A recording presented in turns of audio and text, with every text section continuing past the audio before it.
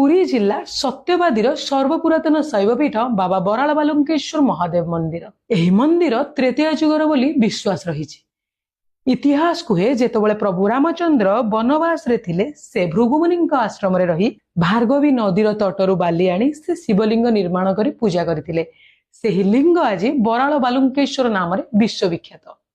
किंबदंती अनुसार आठगड़ राजंकर 7टी झियो थिले। बाबांकर जणे सेवायत राजा को भेटी प्रतिश्रुति देथिले तांकर परवर्ती संतान पुओ हेबो, किंतु पुनश्च तांकर झियोटिए होइतिला। बाबांकर सेही सेवायतंक निर्देश क्रमे राजा निज झियो को बाबांक विभूति खुआई कदली पत्र उपरे ओलटाई शुआई देथिले। बाबांकर अलौकिक महिमा हेतु किछि क्षण मध्यरे झियोटी पुओरे परिणत होई जाइतिला।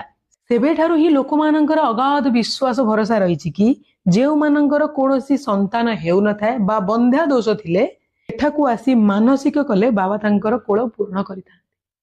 जदि आपण माने केबे पुरी जाउछन्ती सत्यवादीर एही पुरातन शैवपीठ को आसीबा पई जमा भी भूलिबेनी। आउ एही भली वीडियो देखिया पई चाहुतले लाइक शेयर करिवा सहित कमेंट रे जय शिव शंभु लिखिबा पई जमा भी भूलिबेनी।